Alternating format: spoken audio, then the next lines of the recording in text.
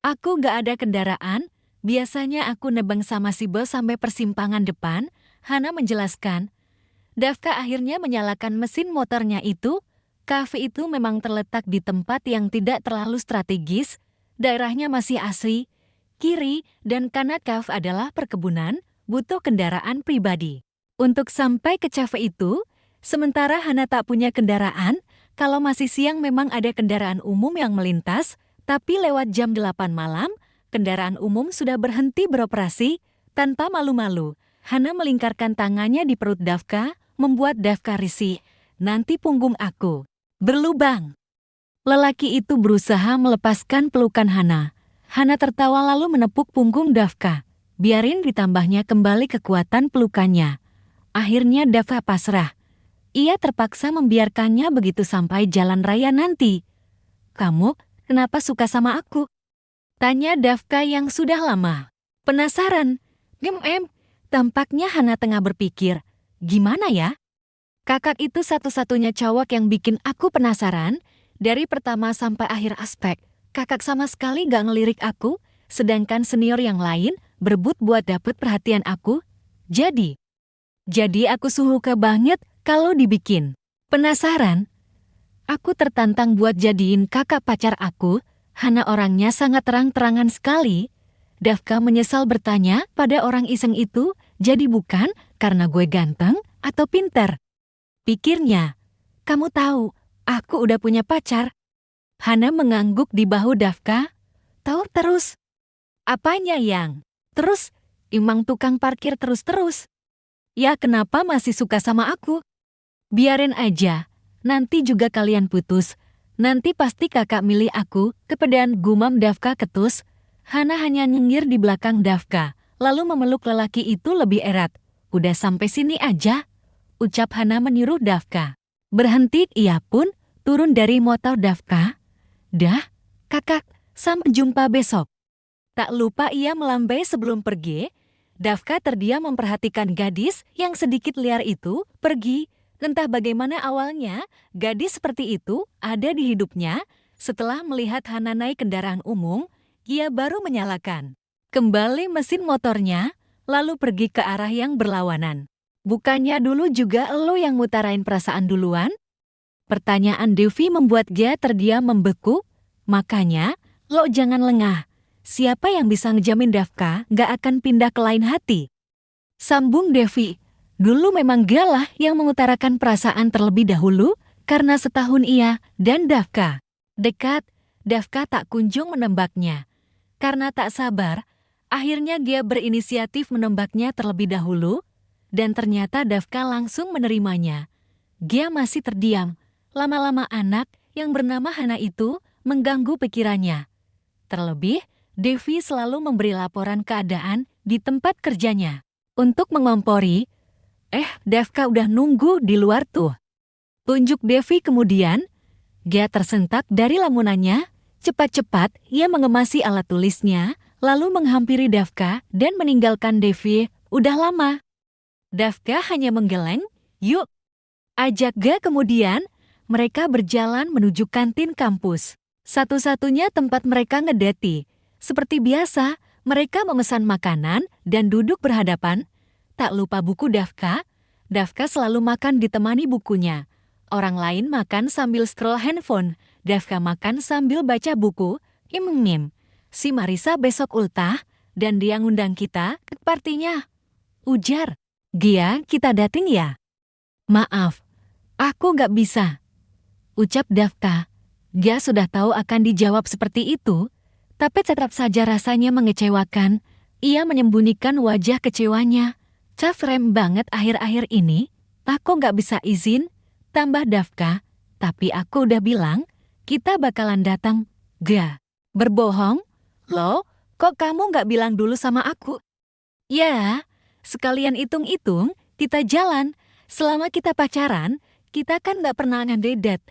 Ga mencari alasan, mudah-mudahan dengan ini, Dafka terpaksa akan datang ke pesta itu bersamanya. Tapi seenggaknya kamu tanya dulu lah sama aku, Dafka. Kesal tapi masih bisa mengontrol emosinya. Kafe akhir-akhir ini remeh banget. Bahkan aku aja susah ngerjain tugas-tugas aku. Biasanya memang Devka bisa mengerjakan tugasnya di cafe atau sekadar membaca buku sembari menunggu pelanggan yang datang. Setelah chef tambah rem, ia kehilangan momen. Santai itu, aku gak enak sama Kak Gibran kalau harus izin. Dia udah baik banget sama aku.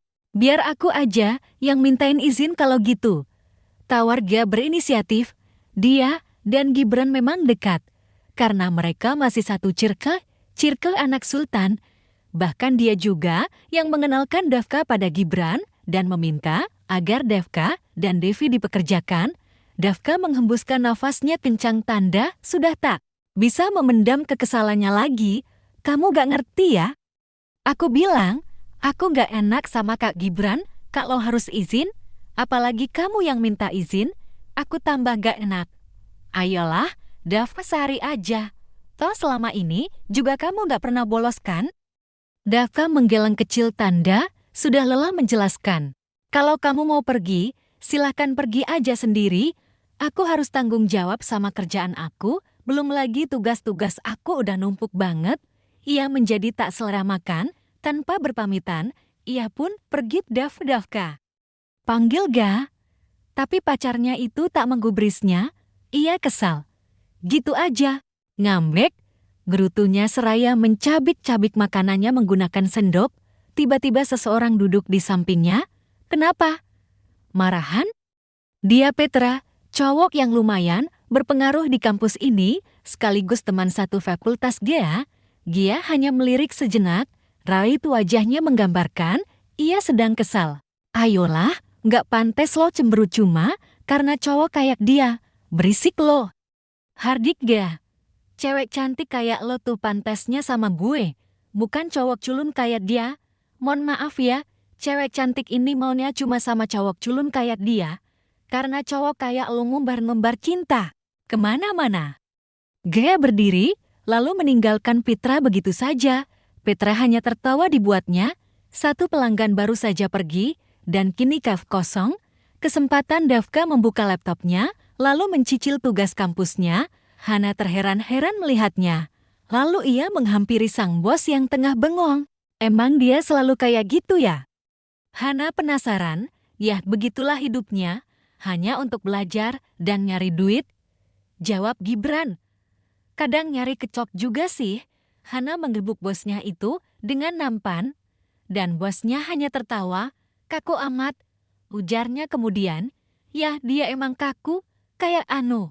Pas lagi tegang, sang bos kembali bergurau, "Gahirr." Hana menirukan gaya harimau di musim kawin.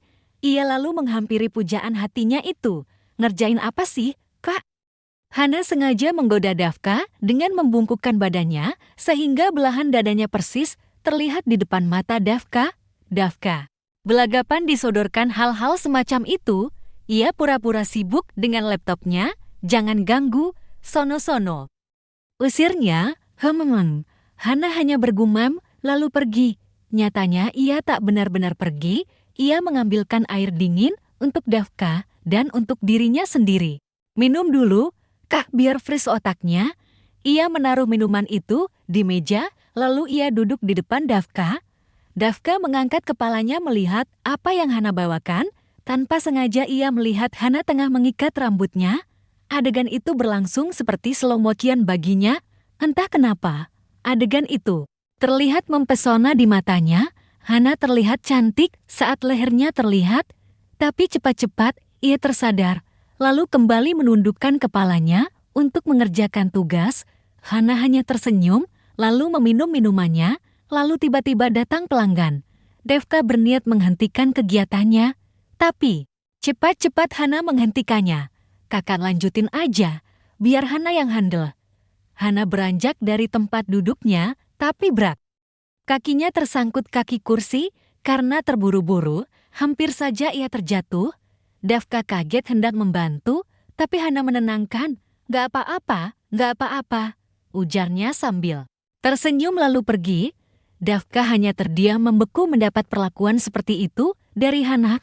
Devka baru saja keluar dari toilet laki-laki, saat tiba-tiba ada yang memanggilnya.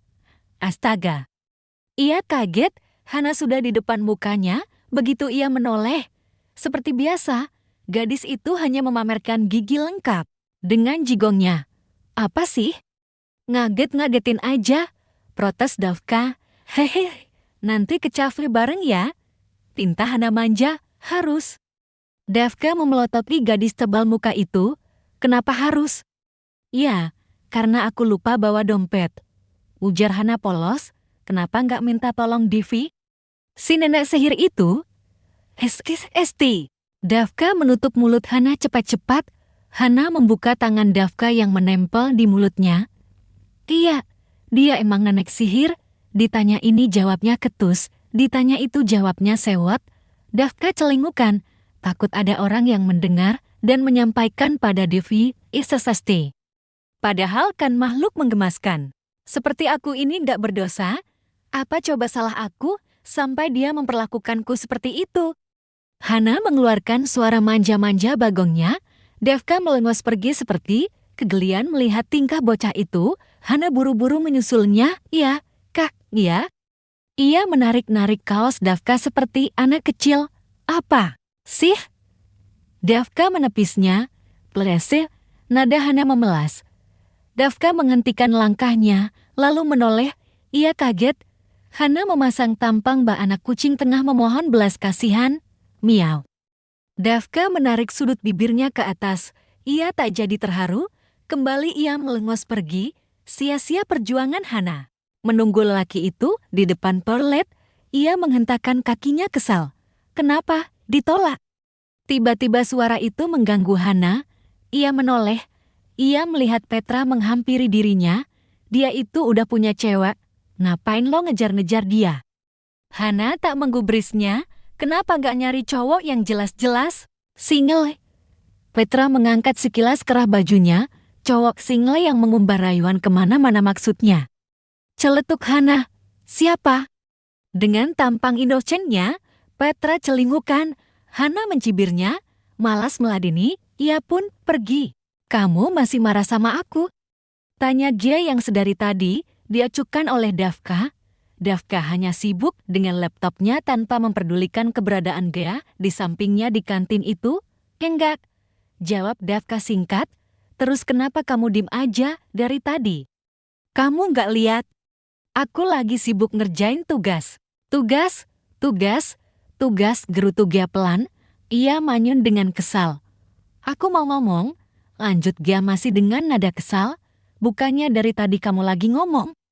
Aku serius. Emang aku ada tampang pelawak?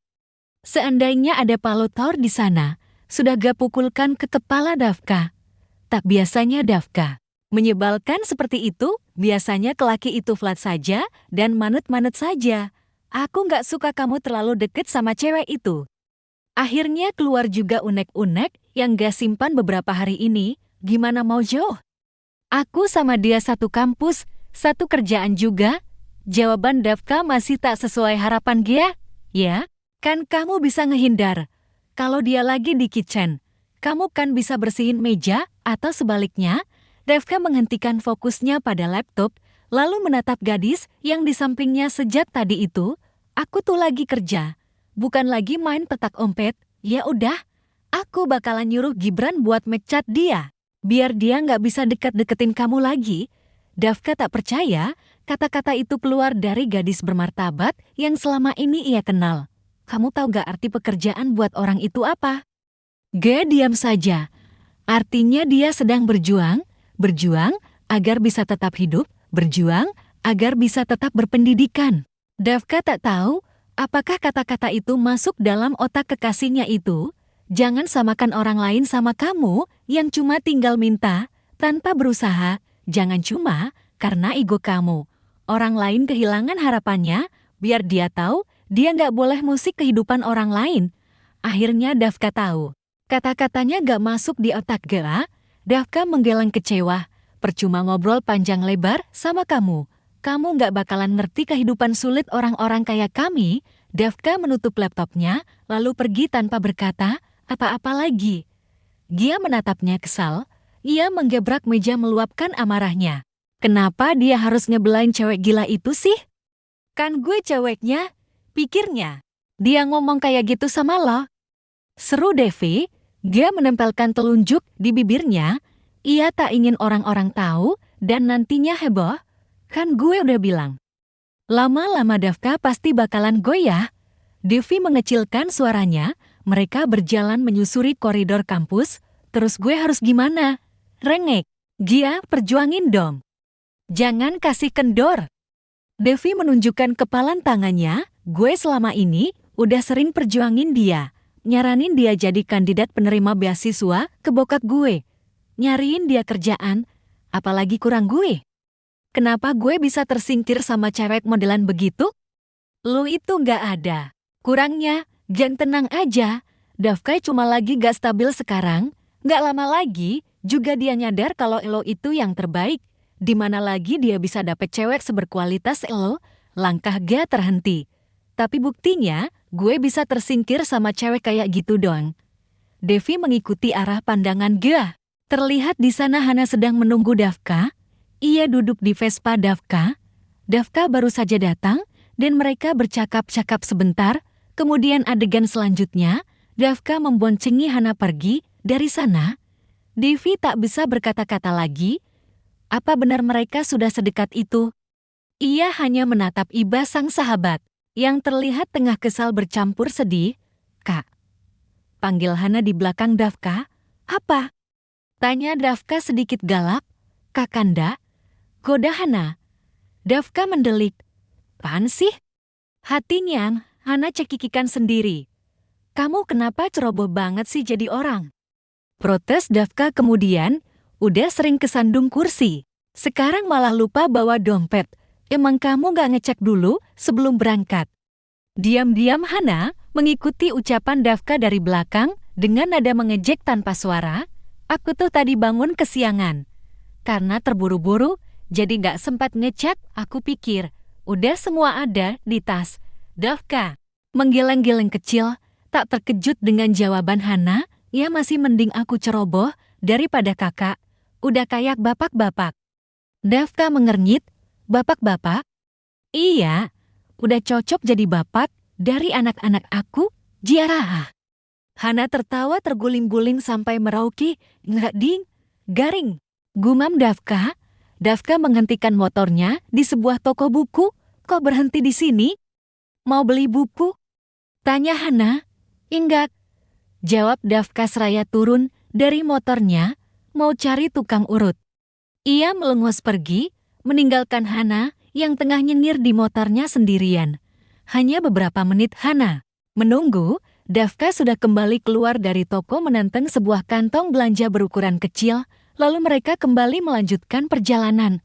Kamu itu bukannya cuma beda 2 tahun sama aku.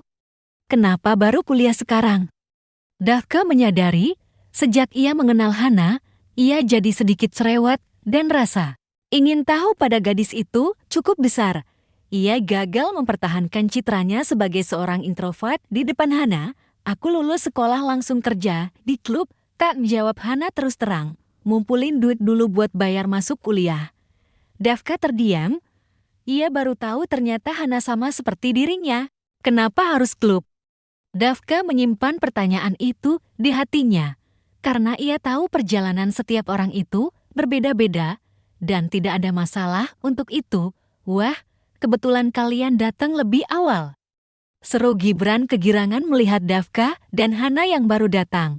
Dafka melepas helmnya, lalu turun dari motor setelah Hana. Gue baru belanja stok sama bahan-bahan yang lo butuhin nanti. Gibran menjelaskan, bantuin gue sini. Hana dan Dafka pun menghampiri bosnya itu dan mengambil barang-barang yang dimaksud dalam mobil, lalu membawanya ke pantry.